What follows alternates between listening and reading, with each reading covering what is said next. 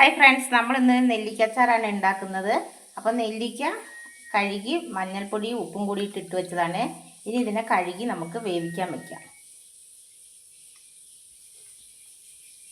നെല്ലിക്ക ഒന്ന് വാട്ടിയെടുക്കാം. അതിന് ഉപ്പും മഞ്ഞൾപ്പൊടിയും ഇട്ട് ഒരു ചട്ടിയിൽ അടുപ്പത്ത് വെച്ചിട്ടുണ്ട്. ഒന്ന് വാട്ടിയെടുക്കാം. നെല്ലിക്കയൊക്കെ ഇവിടെ വാട്ടി നെല്ലിക്കയൊക്കെ തണുക്കാൻ വെച്ച് തണുത്ത് വന്നിട്ടുണ്ട്. ഇങ്ങനെ പൊട്ടുമ്പോൾ ഇങ്ങനെ പിടിക്കുമ്പോൾ പൊട്ടി അല്ലി അല്ലിയായിട്ട് വരുന്ന രീതിയിലാണ്. ഇതുണ്ടോ, ഓരോ അല്ലി അല്ലിയായിട്ട് ഇങ്ങനെ വരും.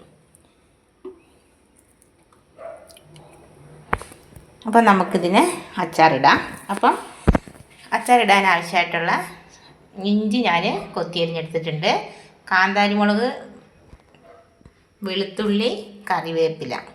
ഇഞ്ചി, കാന്താരിമുളക്, വെളുത്തുള്ളി, കറിവേപ്പില. ഇനി നമുക്ക് ഒരു ചട്ടി വെച്ച് അതിനകത്തേക്ക് ഒരു 1/2 സ്പൂണ് ഉലുവയും 1/2 സ്പൂണ് കടുകും കൂടി ഇട്ട് കൊടുത്തിട്ടുണ്ട്. ഇതിന് ചൂടാക്കി എടുക്കാം. അച്ചാർ പൊടിയല്ല ചേർക്കുന്നത്, കടുകും ഉലുവയും കൂടി വറുത്ത് പൊടിച്ചതും കായപ്പൊടിയാണ് ചേർക്കുന്നത്. അപ്പോൾ കടുകും ഉലുവയും കൂടി വറുത്ത് പൊടിക്കാം. മൺചട്ടി വെച്ച് കൊടുത്തു.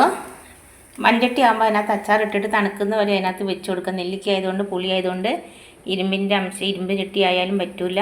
പിന്നെ ഇന്ത്യയിലൊക്കെ നമ്മളെല്ലാം പുളിയാണല്ലോ. അപ്പം മൺചട്ടി തന്നെയാണ് സേഫ്. അപ്പം മൺചട്ടി വെച്ച് കൊടുത്തു.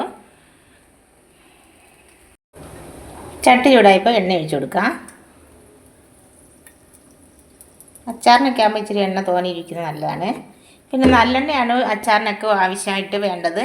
ഇവിടെ നല്ലെണ്ണ ഇപ്പോൾ ഞാൻ വെളിച്ചെണ്ണയിലാണ് ഉണ്ടാക്കുന്നത്.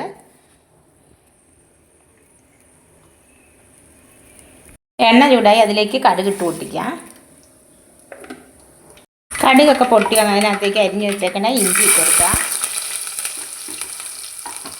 വെളുത്തുള്ളി, കാന്താരി മുളക്, കറിവേപ്പില, ഇതെല്ലാം കൂടി നന്നായി ഇളക്കി മൂപ്പിച്ചെടുക്കാം. ഇഞ്ചി മുളകും എല്ലാം നന്നായി മൂത്ത് വന്നിട്ടുണ്ട്. അതിനകത്തേക്ക് 2 സ്പൂണ് എരിവുള്ള മുളക് പൊടിയും 1/4 ടീസ്പൂൺ മഞ്ഞൾപ്പൊടി ഇട്ടിട്ടുണ്ട്. മഞ്ഞൾപ്പൊടി ഇട്ടിട്ടാണ് നമ്മൾ നെല്ലിക്ക വാട്ടിയത്. അപ്പോൾ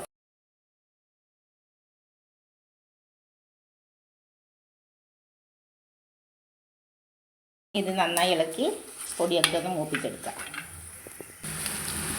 വാട്ടി വെച്ച നെല്ലിക്കേൻ്റെ കുരുവെല്ലാം കളഞ്ഞ് അല്ലിയാക്കി എടുത്തതാണിത്. അത് ഇതിലേക്ക് ഇട്ട് കൊടുത്തു.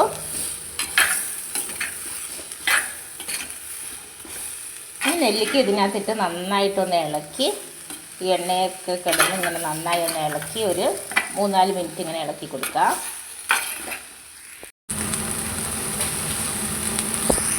ഇതിലേക്ക് കടുകും ഉലുവയും കൂടി പൊടിച്ച് വെച്ചത് ഇട്ട് കൊടുക്കാം. ഇതിലേക്ക് നെല്ലിക്ക വാട്ടിയ വെള്ളം കൂടി ഒഴിച്ചു കൊടുക്കാം.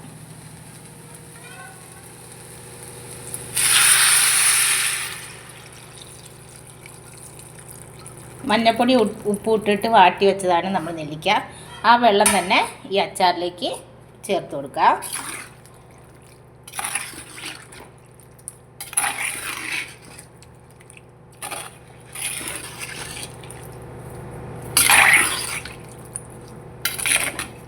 ഒരു കളയാതെയും അച്ചാറിടാം. ഇതിപ്പോൾ ഞാൻ വലിയ നെല്ലിക്ക ആയത് കാരണം അല്ലി അല്ലിയാക്കി എടുത്തിട്ടുണ്ട്. ഇങ്ങനെ ഓരോ അല്ലിയായിട്ട് എടുത്തിട്ടാണ് അച്ചാറിടുന്നത്. ഇതിലേക്ക് പാകത്തിന് ഉപ്പിട്ട് കൊടുക്കാം. ഉപ്പും മഞ്ഞൾപ്പൊടി ഇട്ടിട്ടാണ് നെല്ലിക്ക വാട്ടിയത്. അപ്പം നമ്മൾ ഇത് പുളി ആയതിന് ആവശ്യത്തിന് നോക്കിയിട്ട് ഉപ്പിട്ട് കൊടുത്താൽ മതി. കായപ്പൊടി ചേർത്ത് കൊടുക്കാം.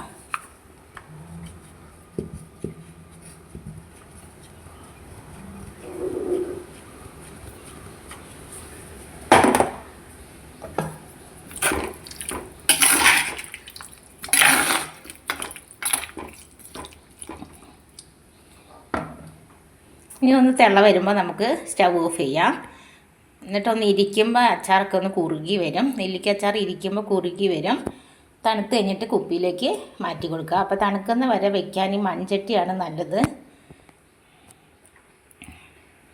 അപ്പോൾ നമ്മളിതിനകത്ത് അച്ചാർ പൊടിയോ വിനാഗിരിയോ ഒന്നും ചേർക്കുന്നില്ല. കുട്ടികൾക്കൊക്കെ സ്കൂളിലേക്ക് കൊടുത്തു വിടാനും എല്ലാം കഴിക്കാൻ പറ്റിയ നല്ല അച്ചാറാണ്. ഇതിനകത്ത് ഒരു മായവും ഇല്ലാതെ, പിന്നെ വിനാഗിരിയും ഇല്ല, അച്ചാർ പൊടിയും ഇല്ല.